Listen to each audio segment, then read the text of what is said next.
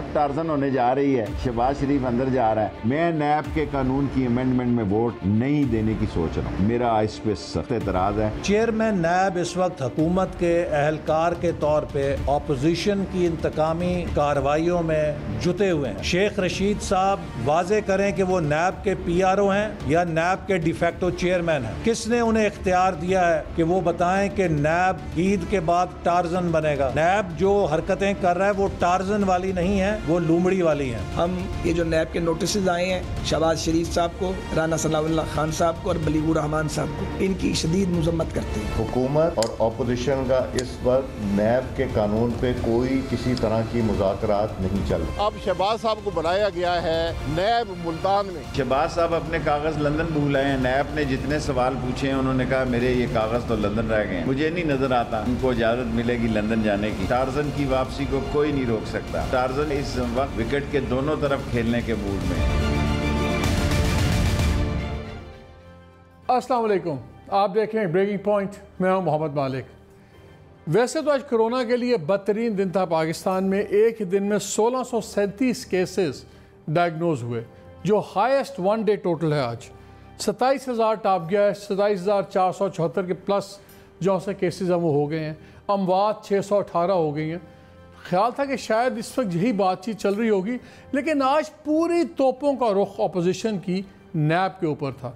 आज एक बड़ी हाई पावर प्रेस कॉन्फ्रेंस हुई, उसमें former speaker Ahmad Sadiq, former federal minister Khawaja Saad Rafique, former interior minister Ahsan Iqbal sahab, इन तमाम लोगों ने खुल के आड़े हाथों लिया नैब को और साफ कहा कि नैब बंद हो जानी चाहिए। अब तरमीम भी बात जो पहले चल रही थी पिछले दिनों के ये ऑर्डिनेंस में चेंज आएगी, नई कानून साजी होगी, उनका नहीं जी, अब इसके जाने का वक्त आ गया। इवन जो एलाइज हैं गवर्नमेंट के, चौधरी बरादरान गुजरात के PMLQ, वो इस बुध को उन्होंने लाहौर हाई कोर्ट में एक पटिशन डाल दी है नैब के ख़िलाफ़, क्योंकि नैब ने उनके ख़िलाफ़ कोई आज से कोई 20-25 साल पुराना केसेस खोल दिए हैं, जिसकी इंक्वायरीज बकौल उनके इस पटिशन में कि फ़ैसला हो गया हुआ था कि ख़त्म हो जाए। लेकिन 2019 में बाइफरकेट करके प्रेजेंट चेयरमैन नैब ने उन केसेस को दोबारा खोल दिया। जो लफ्ज़ पटिशन में इस्तेमाल हुआ है बड़ा ज़बरदस्त हुआ है।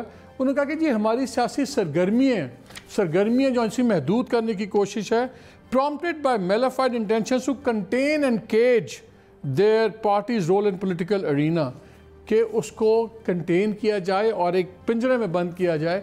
ये तो मेरा ख्याल है गवर्नमेंट एलाइज थे आखिरी खबरें होने तक, तो क्या वो कोई पिंजरा तोड़ने की कोशिश कर रहे थे? इस पर भी बात करेंगे आज।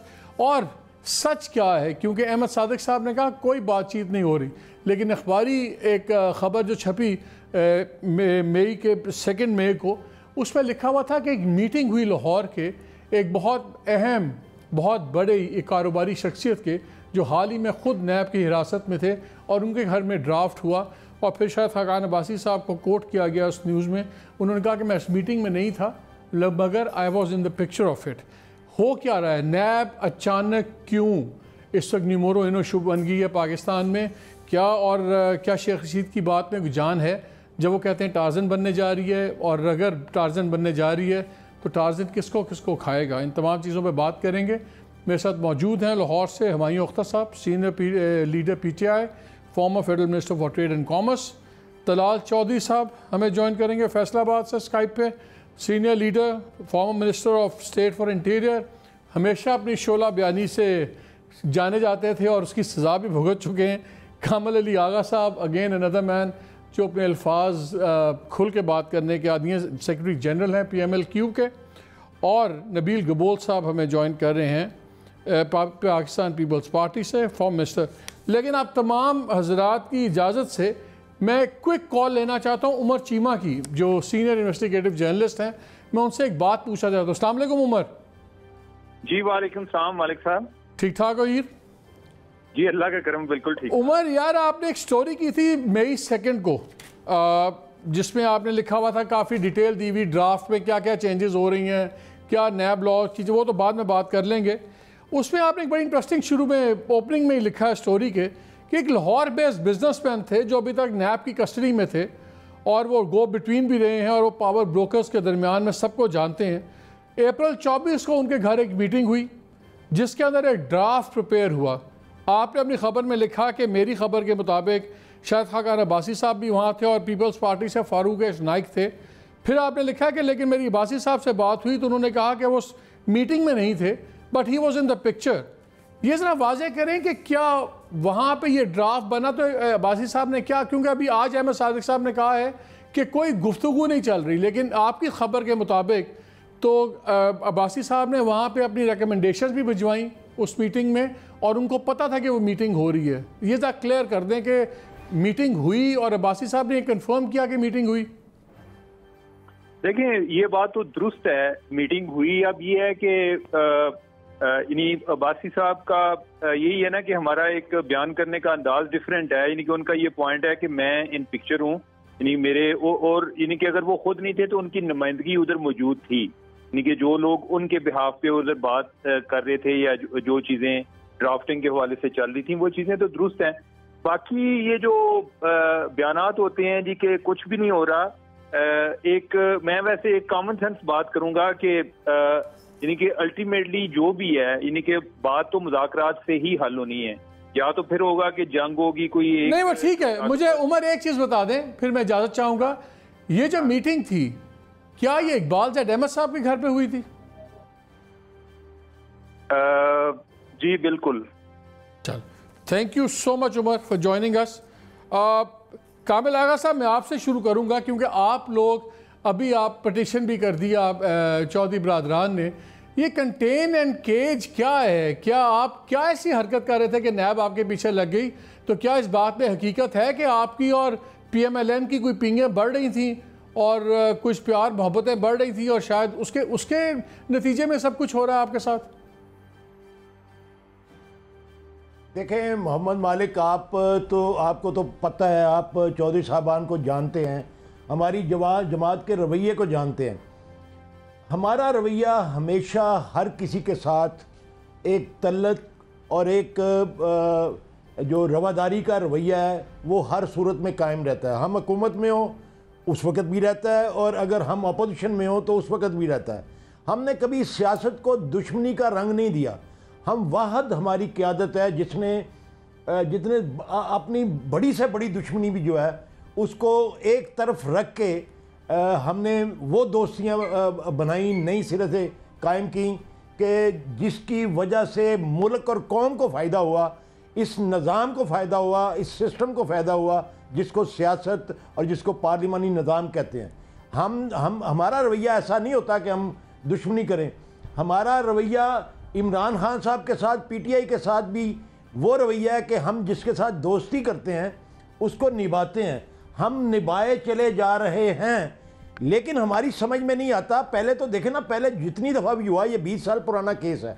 20 साल में ये 4 मरतबा पहले भी मुख्तलिफ मौके पे मुख्तलिफ वज़ीर आज़म थे, ये खुलता रहा और हमारे ख़िलाफ़ एक शिद्दत के साथ इंक्वायरी होती रही, इन्वेस्टिगेशन होती रही। उसके बाद जो है वो कंक्लूड ये होता रहा कि इसके अंदर कुछ नहीं है, इसके अंदर कुछ नहीं है, इसको बंद कर दिया जाए। यानी कि महकमे के जो तफ्तीशी टीमें और जो प्रोसिक्यूशन की टीम थी उसने भी लिख के दे दिया 2017 के अंदर कि इसको बंद कर दिया जाए, इसके अंदर कुछ नहीं है। और ख़ास तौर पे ये कि ये अनोनिमस एप्लीकेशन के ऊपर शुरू किया गया हुआ 20 साल पहले का ये की इंक्वायरी है जो दायरा कार में, दायरा इख्तियार में नहीं है नैब के कि वो अनोनिमस एप्लीकेशन के ऊपर कोई इन्वेस्टिगेशन शुरू करे, लेकिन वो होता रहा, हम बर्दाश्त करते रहे। लेकिन ये हैरानकुन है कि इस दौर के अंदर जबकि हम अपनी दोस्ती निभा रहे हैं, बावजूद कई रिजर्वेशंस के, बावजूद कई मामलात के,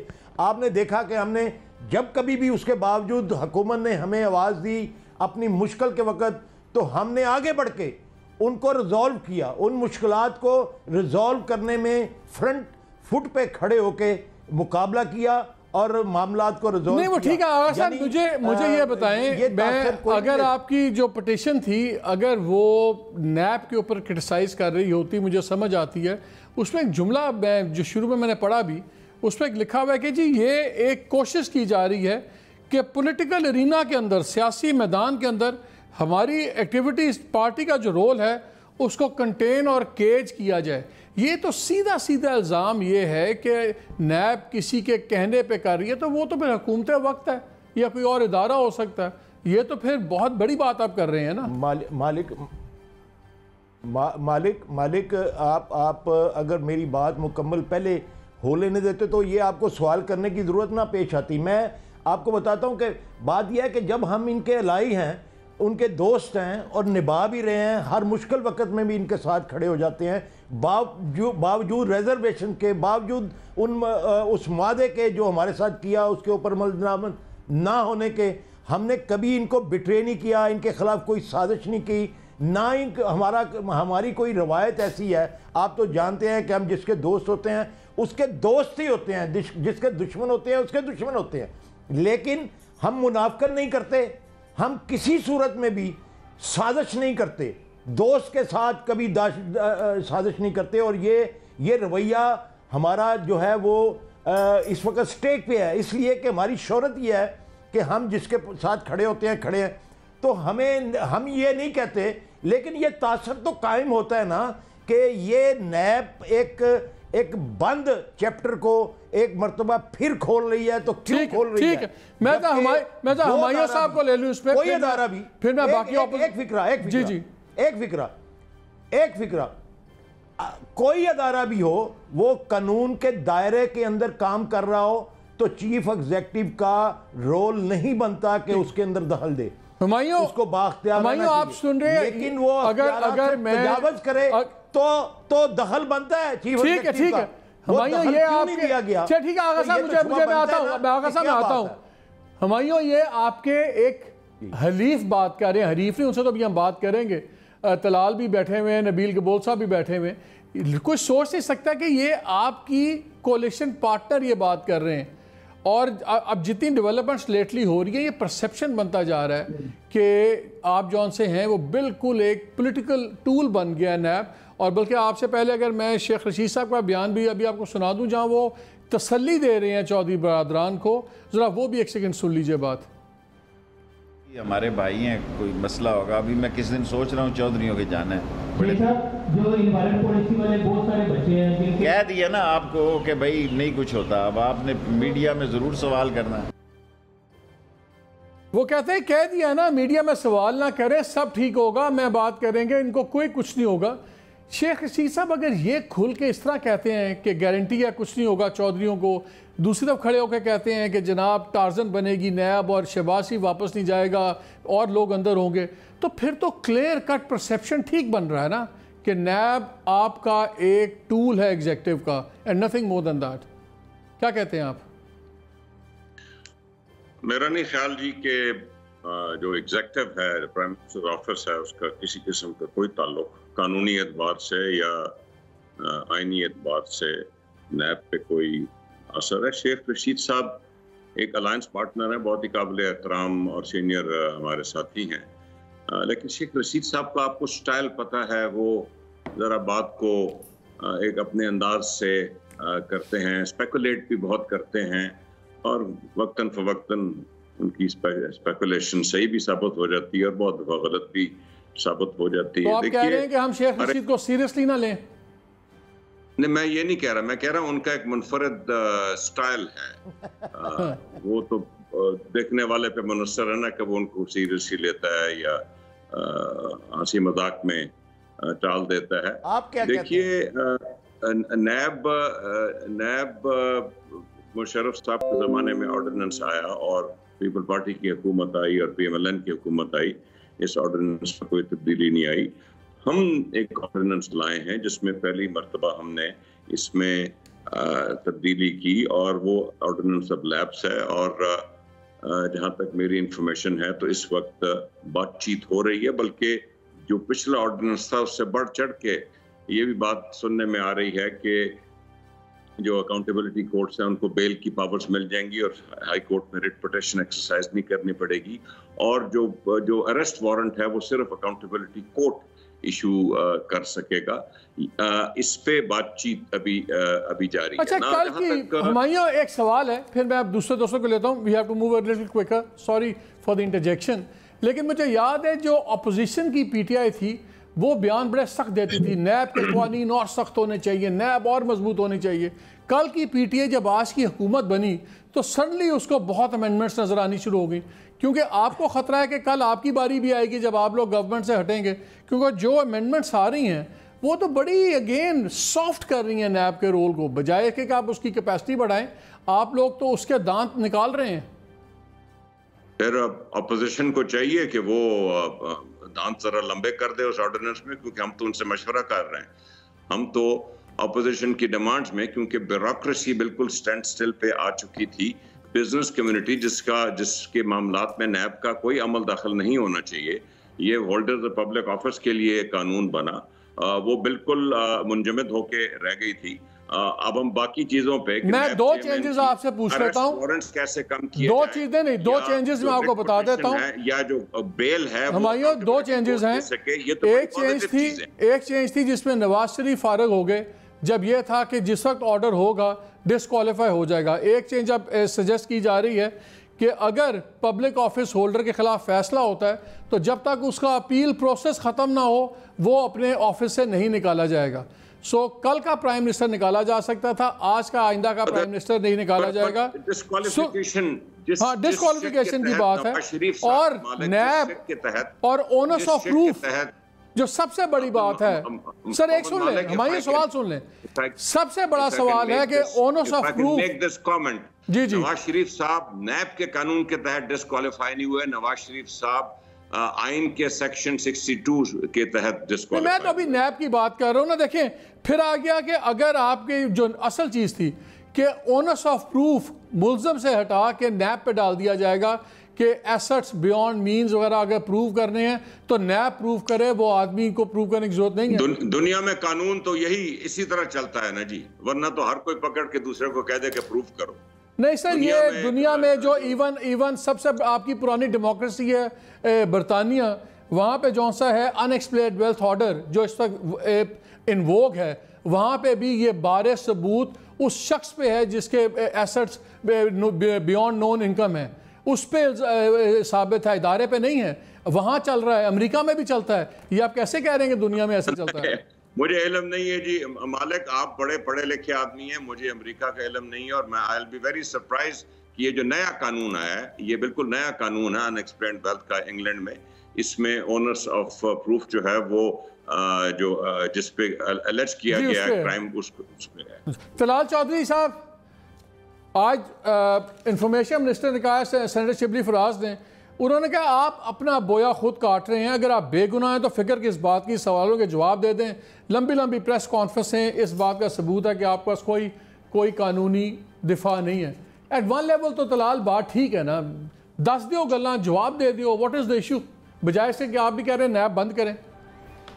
बिस्मिल्लाहिर्रहमानिर्रहीम। मालिक साहब, नैब चलानी है या बंद करनी है, हमारी गुजारिश ये है कि हम चाहते हैं कि क्रॉस दी बोर्ड हो, जो भी यानी किसी को इंक्वायरी में पकड़ लिया जाता है, किसी को कंप्लेंट वेरिफिकेशन में गिरफ्तार कर लिया जाता है, किसी को रेफरेंस तक पूछा नहीं जाता, और किसी का रेफरेंस और तारीख लगती नहीं है, और किसी आदमी को जाता किसी केस में है, पकड़ा किसी केस में जाता है। इसी तरह गुजारिश ये है कि हमें इतराज नहीं है कि वो काम करे, बिल्कुल क्रॉस दी बोर्ड काम करे, मगर अगर उनके इत्तेहादी को ये शिकायत है कि 25 साल पुराना केस खोल दिया गया, 20 साल, तो क्या मुझे ये शिकायत नहीं होनी चाहिए जिसपे मेरे ठट्ठे उड़ाए गए हमारी पार्टी के कि वो पैसे ऊंटों पे जाते थे 1970, वो जिसमें हसन हुसैन को जिससे उनसे तफ्तीश करते रहे वो पैदा भी नहीं हुए थे उस वक्त। तो एक जैसा कानून, एक जैसे असलूब, एक जैसे बना ले स्टैंडर्ड, और सबको उस पर अमल हो जाए, कोई इतराज नहीं। लेकिन बात मालिक क्या है, देखिए ना, बात सारे छुप छुपा के करते हैं, सीधी बात कोई नहीं करता। नैब ना होती तो ये हुकूमत ना होती, नैब की कुछ गिरफ्तारियां ना होती, कुछ रेफरेंस ना होते, कुछ उसकी कार्रवाइयां ना होती तो ये हुकूमत ना होती, इनका इलेक्शन का रिजल्ट ये ना होता। हुकूमत जब रिजल्ट आ गया था फिर बनती ना, और बन गई है तो चलती ना। कभी अपोजिशन लीडर को पकड़ लो, कभी पंजाब के अपोजिशन लीडर को पकड़ लो, अब पंजाब में फिर कोई खड़पड़ हुई है थोड़ी बहुत, अब अपने इत्तेहादियों को आपने क्या कहते हैं उनकी बाजू मड़ोड़ के उनसे साथ लेना चाह रहे हैं। तो नैब जो है वो बिल्कुल सीधी बात है, वो हुकूमत बनाने और चलाने के लिए इस्तेमाल हो रहा है। पंजाब में तलाल, पंजाब में क्या खटपट हुई है? पहले एक इंटरव्यू छपा शहबाज शरीफ साहब का, उन्होंने बड़ी खूबसूरत बातें की। उन्होंने कहा बड़े कोई इख्तलाफात नहीं, ज़बरदस्त काम है, स्पीकर साहब ने भी बुलाया अब्जा को, बड़ा अच्छा सलूक किया, मोहब्बतें ही मोहब्बतें, और फिर अब ये सीन हो गया है। तो क्या दूसरा आपने भी बात की, कोई पूरी बात नहीं करता। मैं ज़रा कन्फ्यूज़ हूँ। एयाज सादिक साहब कह रहे हैं हमारी कोई गुफ्तगू नहीं चल रही। खाकान अब्बासी साहब खुद आपके सीनियर तरीन पार्टी लीडर हैं, फॉर्मर प्राइम मिनिस्टर हैं, वो खुद कह रहे हैं कि मैं ड्राफ्ट में मैंने अपनी सजेशंस दी जो इनकॉर्पोरेट हुई हैं। तो आप लोग भी तो पूरी खुल के बात नहीं करते। पहले तो बताएं, बातचीत हो रही है ड्राफ्ट के ऊपर, गवर्नमेंट के साथ आप लोग बात कर रहे हैं? देखिए, बातचीत आज से 2 माह पहले हो रही थी। उस वक्त अपोजिशन की दीगर जमातें जिसमें पीपल्स पार्टी भी शामिल है, वो लोग बाकायदा मीटिंग्स होती थी इनकी वजारत कानून और वजीर कानून के साथ। उसके बाद से कोई मीटिंग नहीं हुई। उसके बाद ये ऑर्डिनेंस एक्सपायर भी हुआ उसको, हालांकि ये आपको याद होगा कि बहुत सारे ऑर्डिनेंस इकट्ठे जो वापस लिए थे हुकूमत ने, तो ये कहा था कि मुशावरत से नए ये इसको पार्लियामेंट में लेकर आएंगे। तो बात यह है कि इस 2 माह के दौरान कोई बात नहीं, ऑफ द रिकॉर्ड या कोई जाती हैसियत में कुछ अपने ड्राफ्ट बना रहा हो तो उसे हमें नहीं पता, लेकिन पार्टी लेवल पर अपोजिशन और हुकूमत के लेवल पर आपस में कोई बात नहीं हो रही पिछले 2 माह से।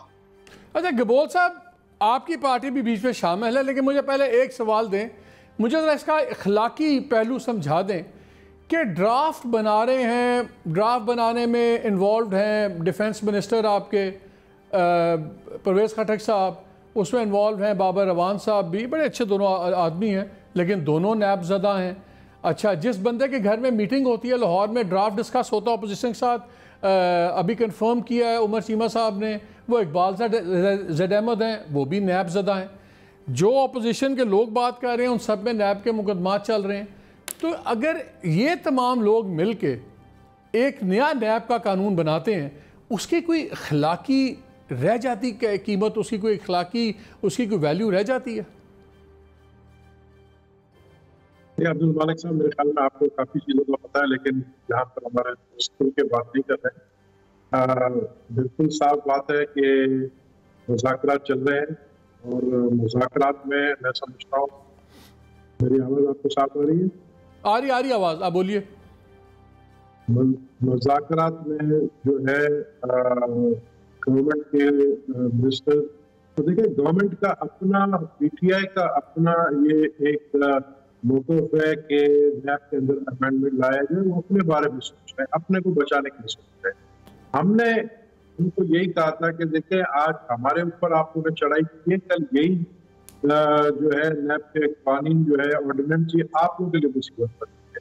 तो अब इनको ये बात समझ में आई है, अब ये बैठकर जो है अपोजिशन के साथ मिलकर नैब के अंदर अमेंडमेंट ला रहे हैं। हमने अपने कोई उनको जो है पर्सनली ये नहीं कहा कि हम क्या चाहते कि अमेंडमेंट क्या हो, लेकिन हम मुस्लिम लीग नून के साथ है। मुस्लिम लीग नून को और मुस्लिम लीग नून के क़यादत को हमने अपना मौक़िफ़ बताया कि हम क्या चाहते हैं कि नैब के अंदर क्या अमेंडमेंट हो। सबसे बड़ी बात देखिए, अमेंडमेंट ये होना चाहिए कि कोई कंप्लेनेंट अगर किसी के पॉलिटिकल अपने मुखालफिन के खिलाफ एक एप्लीकेशन देता है, आप उसको बुलाकर बिठा देते हो और मीडिया में उसको रुसवा करते हो। आज कामिल अली आगा साहब को आपने पता नहीं 5 साल बाद बुलाया है, क्योंकि इनको नैब का नोटिस गया तो आप लोगों ने बुलाया आज इनको। और आज कामिल अली आगा साहब को क्यों नैब बुला रही है, उसकी भी अंदरूनी कहानी मैं आपको बताऊं। क्योंकि शहबाज शरीफ साहब की मुलाकातें हुई है चौधरी बरादरान से, सिर्फ इस वजह से जो है चौधरी बरादरान को नोटिस भेजा गया है, उनको आंखें दिखाने की कोशिश की गई है। ये सब सियासत हो रहा है। अब नैब के अंदर अगर अमेंडमेंट चाहते, अच्छा नैब तो एक सिर्फ उनका एक दुनिया को बताने के लिए ऑर्डिनेंस लेकर आना चाह रहे हैं, लेकिन असल उनका हद जो है 18 amendment.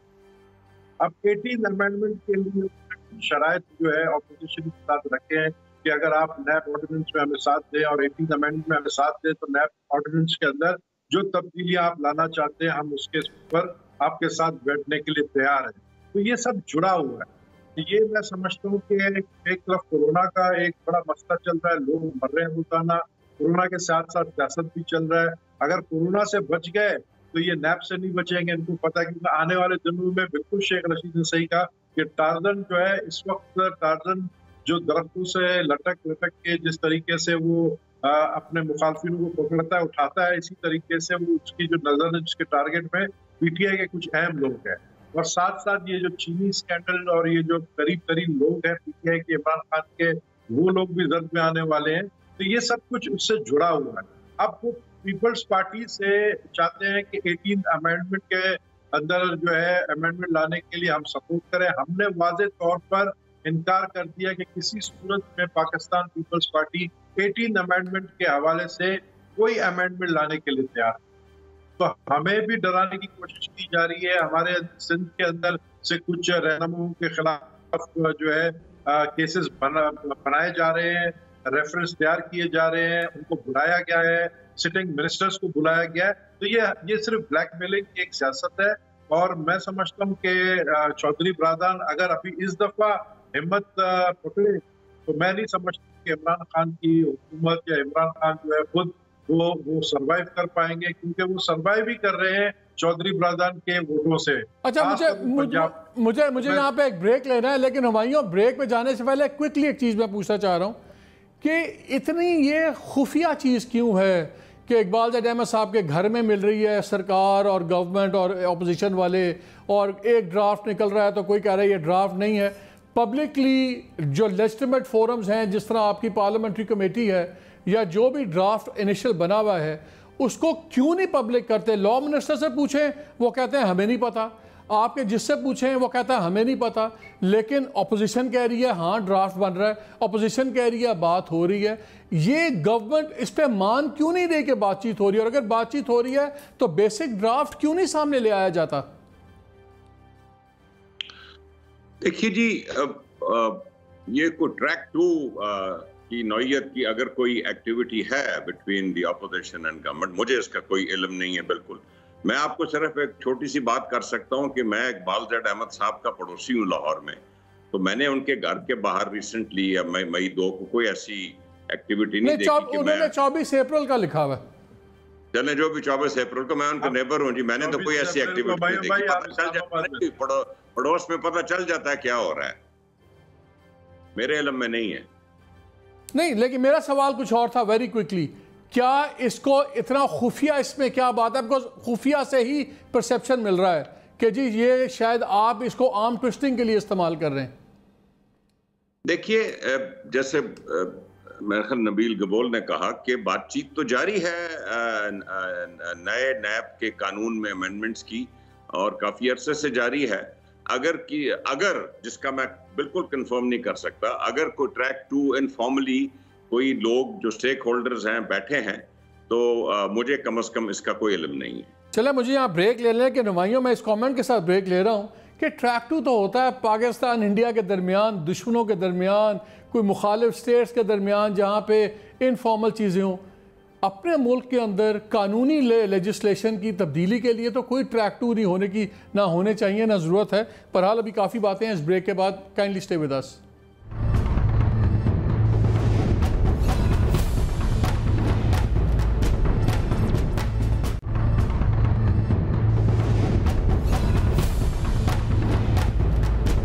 You welcome back to the programme.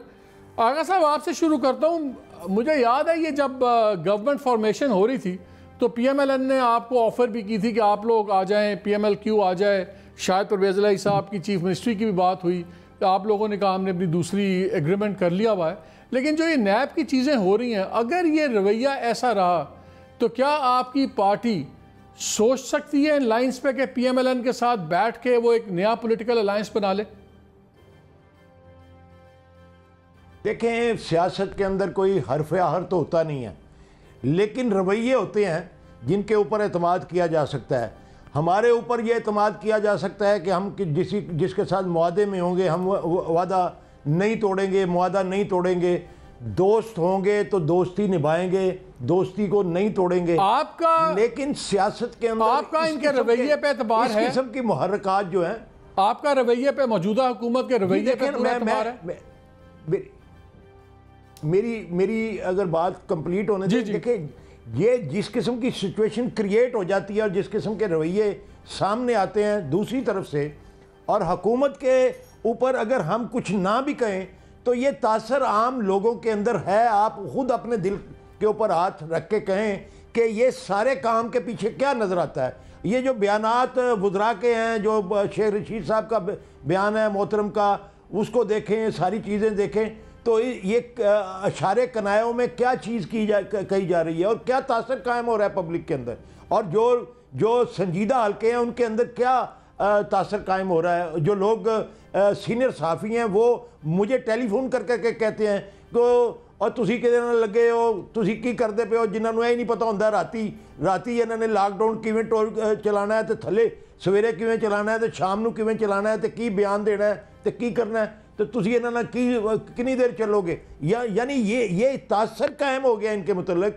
कि ये दोस्तों के साथ भी, यानी आप देखें कि नेशनल कोऑर्डिनेशन कमेटी की मीटिंग होती है, उसके अंदर मुझे मालिक बताएं कि कोई इत्तेहादी बैठता है, यानी इत्तेहादियों के साथ मशवरा जो है वो गुनाह समझा जाता है, यानी ये समझा जाता है कि ये तो इस काबिल ही नहीं है।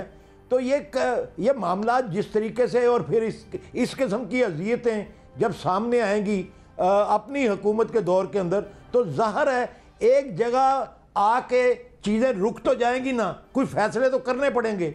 और ज़ाहिर है जब हम सारी चीज़ें देख के अदालत में चले गए हैं तो हमने ज़ाहिर है सारा सोच समझ के फैसला किया है ना। अब इसके अदालत के अंदर जो चीज़ें सामने आएंगी उसके बाद हम सोचने में मजबूर होंगे कि हमें क्या फैसला करना है। तलाल चौधरी साहब, कोई भी फैसला किया जा सकता, बड़ी इसमें कोई आगा साहब जनरल सेक्रेटरी हैं PMLQ के, कोई बैद नहीं है कि हम हुकूमत छोड़ दें, बड़े कोई बैद नहीं कि हम हुकूमत छोड़ दें।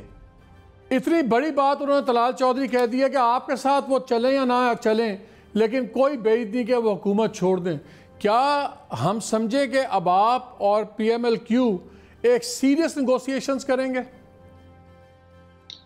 देखिए, अगर आप वफाक देख लें तो वो भी नहीं चल रहा, अगर आप पंजाब देख लें तो वो भी नहीं चल रहा, और यकीनन मेरा ख्याल है कि ये एक बड़ी परेशानी की बात है।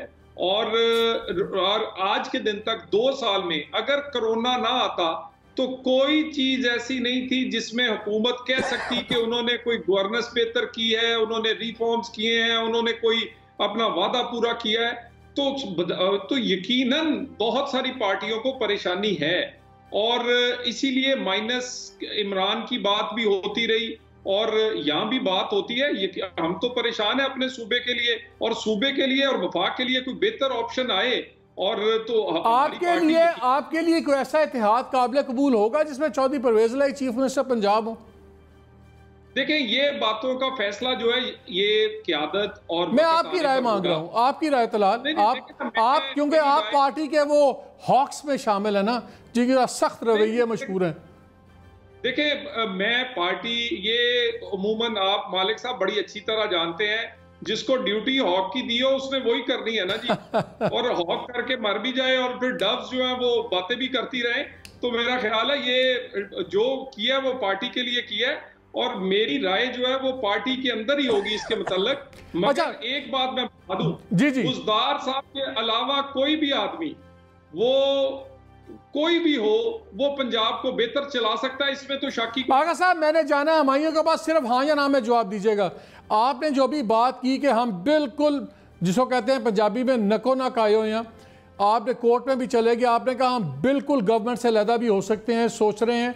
ये आपकी राय है कि ये चौधरी बरादरान भी इस राय से इत्तेफाक करते हैं? देखें, मैंने कभी कोई बात ऐसी नहीं की जो पार्टी की मंशा के ख़िलाफ़ हो और पार्टी की राय उसमें शामिल ना हो।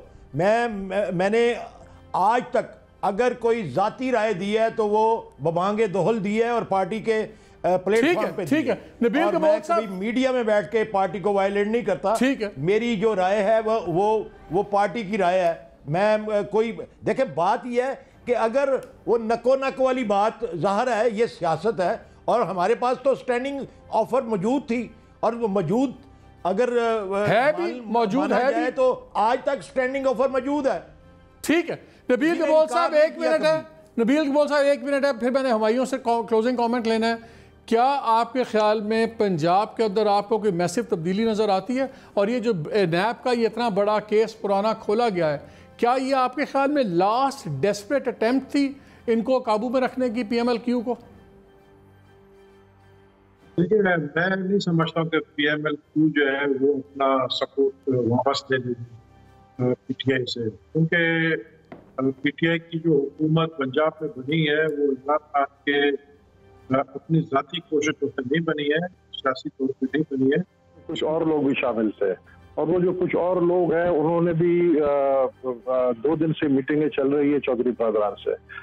चौधरी बरदरान को जो है राजी करने की कोशिश की जा रही है। मैं समझता हूँ राजी हो जाएंगे, क्योंकि मुझे नहीं लगता है कि वो पंजाब हुकूमत खत्म करने में चौधरी बरदरान जो है वो कोई कदम उठाएगी, क्योंकि अगर पंजाब हुकूमत जाती है तो फेडरल गवर्नमेंट भी जाती है। और मैं नहीं समझता हूँ कि ये 2020 जो कि कोरोना एक सपोर्ट में आ गई है इमरान खान की, तो पहले तो मैं खुद कहता था कि 2020 जो है इमरान खान की हुकूमत का खात्मा। ठीक है आ गया। मैं मेरा क्लोजिंग कमेंट है, टाइम बहुत थोड़ा, I am sorry for the interjection.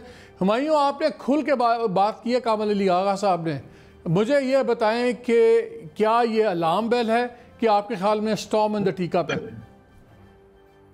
देखिए, कामल अली आगा साहब से मेरी पुरानी भाईचारगी है, बहुत इज्जत और एहतराम का रिश्ता है, लेकिन PMLQ PTI की अलायंस पार्टनर थी और सीट एडजस्टमेंट हुई थी, और मुझे खुशी है कि इलेक्शन के बाद स्टैंडिंग ऑफर के बावजूद उन्होंने उस ऑफर को नज़रअंदाज किया और जो अपने अलायंस पार्टनर्स थे उनका साथ दिया। और मुझे पूरा यकीन है कि PMLQ थ्रू आउट इस टर्म PTI का साथ देगी और जो आपस में उनकी अंडरस्टैंडिंग है वो निभाएगी। लेकिन वो कह रहे हैं कि बात रवैयों की है, सियासत में रवैये आपके कुछ और मैसेज दे रहे हैं, और वो इस हद पे अगर ये भी कहूँगा मैं अपनी राय नहीं दे रहा, ये मैं टोटली पार्टी लीडरशिप की राय दे रहा हूँ, तो इतनी बड़ी बात मीडिया पे आके हवा में तो नहीं कह रहे होंगे। मैं नबील से मैं मुतफिक हूँ, रवैये भी ठीक हो जाएंगे।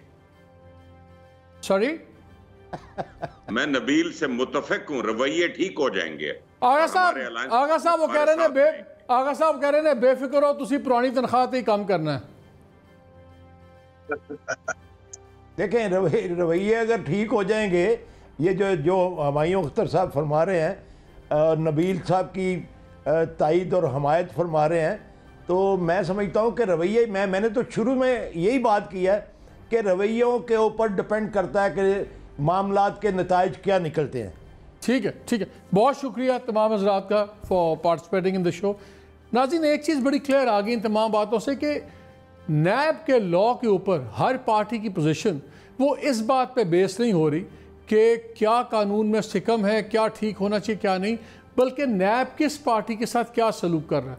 नज़र ये आ रहा है कि ये इंस्टिंक्ट ऑफ सेल्फ सर्वाइवल है।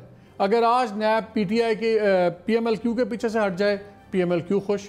अगर आज नैब PMLN को छोड़ना शुरू कर दे तो PMLN खुश। PTI ये चाहती है शायद कि आने वाले दिनों में आज की हुकूमत जो कल को बाहर हो सकती है, इन पर कोई नैब हाथ ना डाल सके तो वो भी खुश। अनफॉर्चुनेटली जो ये एंटी करप्शन लॉज हैं, तमाम पार्टीज़ लगता ये है कि इस बात पे इस पे कंसेंसस कर रही हैं जिस पे अपना सर्वाइवल हो। बेहतरी कानून is not doesn't seem to be the issue. कानून की इशू नहीं है, ये नहीं कि मुजरम पकड़े जाएं, सिर्फ ये है कि हम तंग ना हो। इस पर फिर भी बात करते रहेंगे। इजाज़त दीजिए, अल्लाह हाफ़िज़।